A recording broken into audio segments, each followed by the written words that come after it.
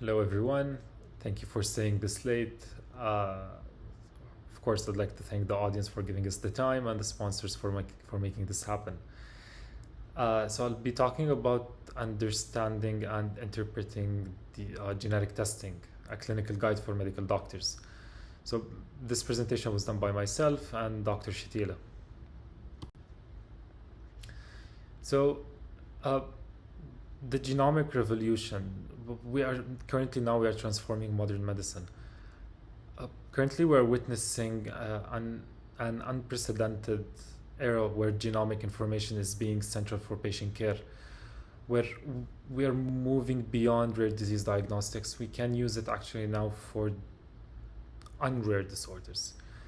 So the advances in sequencing technologies have drastically reduced the cost. So previously costs were extremely high for gene testing. Now it's way less. And there's an increased accessibility, which makes genetic insights more attainable. So the circle of the recording is covering a bit of the presentation, but now understanding an individual's genetic blueprint helps us diagnose, helps us in the prognosis and the treatment strategies. This comes in hand when we talk about pharmacogenomics. So we can target specific individuals with specific treatments according to their genetic blueprint. The genomic revolution, so deepening the impact. So currently we're expanding the scope now because genetic information is progressively impacting broader medical fields beyond rare disease diagnostics. So this is what I mentioned like a minute ago. The sequencing technologies have drastically reduced the costs, which profound genetic insights are more attainable. Now we have multiple gene testing techniques, which makes us test for different things. Of course, it's not only genes. We do have effects from the epigenetics. So there are epigenetics testing. Both play a role in diagnosing patients. And there are a lot of diseases that are caused by epigenetics. So again, personalized medicine, it helps us treat patients with specific drugs because we can now understand what's going to work with them, what's not, what are the potential side effects. So this all falls under the umbrella of personalized medicine. Now, why does it matter now? What changed? So now there's an enhancement in the diagnosis of a huge number of disorders, because genetic testing now provides powerful diagnostic capabilities for elusive conditions. It shortens the length of the diagnosis. So for example, let's say we do multiple tests to diagnose a specific disorder, right? Now, when we do gene testing on a lot of disorders, it shortens the time to diagnose because now we know what actually is happening. It helps us anticipate disease progression course. So depends on the mutation, what type of mutation, what's happening. It shows us how aggressive the disease is and what's the potential pathway of the disease. And again, we go back to pharmacogenomics. It helps us with the therapeutic decision while minimizing the potential adverse reactions. Now, I think that I don't know if you can see the font, but it's a bit small. So there's a methodological spectrum when we talk about genetic test types. So we have single gene analysis, gene panels, and genome-wide sequencing. Now, in single gene analysis, it's highly targeted and focuses on precise genetic locus. We use it when a specific gene mutation is suspected. When we go to gene panels, we examine multiple related genes simultaneously. It is ideal for conditions with similar clinical presentations. And finally, genome-wide sequencing. It surveys the entire human genetic blueprint, so it sequences everything, which provides a comprehensive coverage for complex cases. Now I'm gonna talk a bit more about each one of them. I'm not gonna go through every single detail. I kept this presentation brief, short. I know I'm the last presentation, so I'm not gonna make it complicated. So when do we use single gene testing? Single gene testing is employed when clinical presentation strongly suggests a specific genetic condition. Used when known mutation in a particular gene, when a particular gene is suspected. Its advantages is that it offers exceptionally high sensitivity and specificity for detecting a pathogenic variant or pathogenic variants within the targeted gene. It is cost effective for diagnosing suspected monogenic disorders, but the narrow scope means there's a possibility of missing causative variants in other genes because we're only looking at a specific gene, which it also may miss phenotypically similar genetically distinct conditions. Now when we talk about gene panels, simultaneously analyzes multiple genes associated with specific group of related conditions. As an example, cardiomyopathy panels and epilepsy panels. Now, its advantage is particularly when there is a genetically heterogeneous disorders. So it helps us distinguish between all of them. So different genes can lead to remarkably similar clinical symptoms. So again, it helps us like what's happening here. Of course, we have to add the clinical presentation. We have to add everything. So gene testing alone is not enough. And it strikes a practical balance between genomic coverage and clinical manageability, higher diagnostic yield for patients with complex symptoms. Now, exome sequencing, a broad diagnostic tool for undiagnosed disease. So when we talk about the genome coverage, exons comprise only a small fraction of the entire human genome, about 1 to 2%. Disease variants, there's the estimated percentage of known disease-causing genetic variants found in exons. So this accounts for around 85%. What are the clinical applications of exome sequencing? It's invaluable for complex underdiagnosed genetic conditions. Used when targeted testing. I really can't see the font. It's really small because the slide goes smaller. But it is used when targeted testing proves inconclusive. Potential to identify novel disease-causing genes, and finally, it enables the reanalysis of new genetic knowledge emerges. Again, I'm sorry about I don't know if you guys see the same thing, but my slide got smaller when I'm recording. So now, finally, yes, we're going to talk about whole genome sequencing. So as I mentioned before, it has a complete coverage. It provides extensive view of an individual's entire DNA sequence. It extends beyond the coding regions, which includes the non-coding regulatory DNA as well. So it has a unique capability to detect broader spectrum of genetic variants. It identifies intronic regions, structural variants, and copy number variations. Copy number, for example, trisomy 13. And it has growing applications in detecting rare diseases and in pharmacogenomics. So now I'll start with the clinical applications. More specifically in this slide, rare disease diagnosis. So for patients with rare debilitating conditions, genetic testing can be transformative. It does actually provide definitive diagnosis, ending years of uncertainty. Again, we have to couple it with clinical presentation. For neurological disorders, gene panels are often the first-line genetic test, which followed by exome or genome sequencing for complex presentations. What are the common neurological conditions detected? We can detect Huntington's disease, ALS, Fragile X syndrome, and hereditary neuropathies. When we talk about familial planning impact, a precise diagnosis informs family planning, which can help us assess what are the risks or the possible risks of getting the underlying condition or disease X. Now, when we talk about pharmacogenomics, tailoring drug therapy, so it helps us in genetic profiling, where it uses genetic information to predict the response of an individual to specific medications, which helps us assess the efficacy and risk of adverse reactions.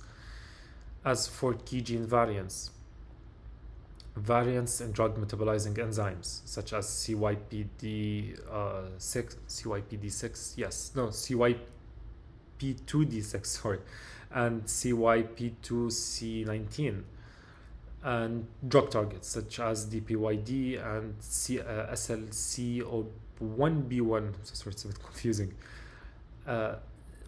These are some of the things we look at when we talk about pharmacogenomics. Of course, there are other things we look at, and eventually it helps us with personalized prescribing, which could be used in oncology, pain management, and so on.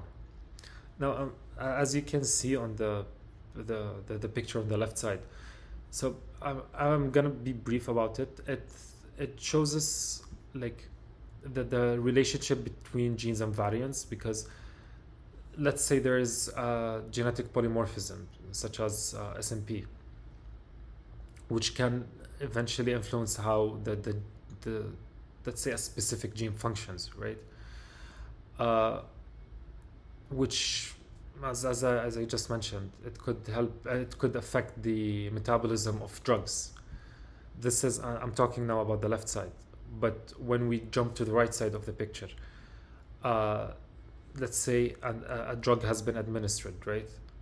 We look at pharmacokinetics, absorption, distribution, metabolism. These all fall under pharmacokinetics. Then we look at what are the affected genes, such as the CYP2D6, which could can't say induce it. It can lead to a poor metabolism, which convert codeine into morphine effectively. And this is as an example.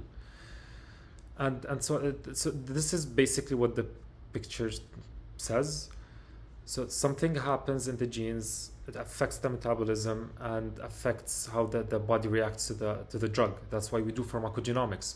We look at what's wrong or what's happening, and then we decide accordingly. So when we talk about neurogenetics, so it helps us with precise diagnosis, since it leverages genetic testing to diagnose inherited neurological disorders, which could provide definitive answers for complex overlapping symptoms. It also offers crucial insights into disease progression and complications, which predicts approximate age of symptoms onset in conditions such as Huntington's.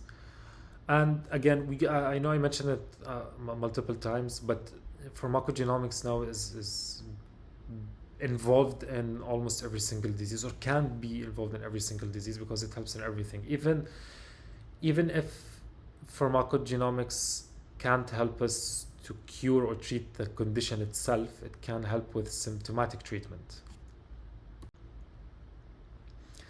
Now, when we talk about reproductive and prenatal testing in neurogenetics, we can do carrier screening, which offers comprehensive screening for recessive and X-linked neurological disorders, which could include SMA, Fragile X syndrome, NIBIA, and muscular dystrophies. As for prenatal testing, we do have non-invasive prenatal testing and invasive prenatal diagnosis, which provides early insights, and it is important for families with known hereditary neurological disorders. Now, when we talk about IVF, pre-implementation genetic testing identifies unaffected embryos, which helps prevent transmission of specific genetic diseases. Now, let's say we did the genetic test, right? We get results. what are these results? It could be either pathogenic, likely pathogenic, variant of uncertain significance, likely benign, and benign. So the classification relies mainly on the ACMG, AMP guidelines, which considers population frequency, prediction models, functional studies, AI. The accurate interpretation is paramount. The misclassification can lead to inappropriate medical management, psychological anxiety of the patients, and could lead also to misdiagnosis.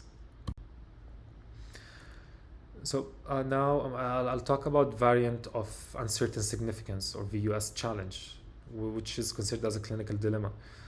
The VUS challenge, basically a VUS indicates insufficient scientific evidence to classify a genetic variant as either pathogenic or benign. This presents significant challenge in clinical practice, because if we don't know this gene or what does this mutation mean, it might lead to something unfavorable. Because when we look at different populations, right, some population of the same disease, right, so let's say the UAE population and the US population, they might have different mutations in the US population other than the ones we have in the, let's say, in the Emirati population or the UAE population. So the impact on patients is that it generates considerable patient anxiety and complications, and complicates medical decision making, as it offers no clear actionable guidance for treatment or planning. Usually the way to resolve it is the collaboration between diagnostic labs, further research, and so on. So when we talk about interpreting pathogenic variants, clinical actionability, so the identification of pathogenic variants requires meticulous consideration of clinical actionability. Of course, this guides the management, surveillance protocols, and preventative measures. We always have to cover in the discussion with patients the penetrance, which is basically the likelihood of developing the disease, expressivity, the variability of symptoms, and the implications for cascade testing in family members. It is considered crucial. The effective empathetic communication about findings is, of course, essential, because this fosters informed decision making and ensures optimal personalized clinical care. Now, the importance of clinical context, integrating genomics with phenotype-driven analysis. So it enhances diagnostic yield significantly. It aids correct interpretation of variants. It ensures genetic findings align with the clinical traits. And finally, it strengthens the diagnostic confidence. I have mentioned this like a couple of minutes ago, I think. Genetic test results should never be interpreted in isolation. They must correlate with the patient's clinical phenotype and family history. So the strong clinic genomic correlation reinforces diagnostic conclusions. Again, this supports the previous statement. Now, what are the ethical considerations? It's like, let's consider these as the three pillars of ethics and genetics. We have to have an informed consent, privacy. We have to keep in mind the privacy of the patients and the results, and legal protections. Now, a robust informed consent is paramount. Patients must understand the test scope, implications, potential incidental findings, and the right to choose. As for the privacy concerns, patient privacy and genomic data security are critical. Generic information is highly sensitive, which requires strict data protection measures. This goes worldwide. It's not only according to DOH or DHA guidelines. No, this is a worldwide thing. Now, for the legal protections, clinicians and genetic counselors, they must know the laws such as GINA that protects against discrimination. Important to discuss limitations regarding life and disability insurance. Now, what are the limitations and common misconceptions of gene testing? So, as for the I'll start with the limitations. Gene testing may not detect all genetic changes. It misses complex structural variants or mosaicism. Of course, I'm not talking about all structural variants, but some structural variances can be missed. Negative results does not rule out genetic cause, because, as I mentioned, if it's if the mutation occurs in a population, doesn't mean that the same mutation or the same gene is mutated in that population. So genetics does not equal density. There are multiple factors that can have a role on the certain disease. So we have environmental factors in play. Most common diseases have complex multifactorial etiologies. I'll give you an example. MS, we have vitamin D deficiency, we have viral infections, we have gut microbiome, we have a lot of things that play a role in the disease itself. So as for the managing the expectations, it is crucial to explain the genetic results to the patient and inform them that this is just a part of a larger clinical puzzle. So it's not always, yes, genes are or they do play a huge role in the disease itself, but of course we have to keep in mind there are other factors in play, and each one of them affects the trajectory of the disease itself. Now, as for the future of genetic testing in clinical practice, we do have emerging technologies. Liquid biopsies can be used for non-invasive cancer monitoring, single-cell analysis to help us get an almost full understanding of cellular heterogeneity, and AI-driven interpretation algorithms for vast data sets. As for population screening, population-level genomic initiatives they're emerging globally now, and which helps us basically stay proactive in identifying high-risk individuals earlier and enables us in implementing preventative measures and stay proactive in healthcare. Now, for the continuous learning, this always happens through research, because medicine sometimes change, and I don't mean it that we know something and suddenly it's wrong, it's something else. No, because if we understand it here, we get a publication from a specific group of scientists in a specific location. Yes, it doesn't mean that what they're saying is wrong, but we have to look at the other side of the world, what's happening over there. So can we connect them together? What changed? Is it an environmental factor? This is what I mean about, or this is what I mean when I said medicine changes. It's not something, it's not textbook that if it happens here, then it's gonna happen here and there and there and there. So we have to stay connected all together so we can get a better understanding of everything.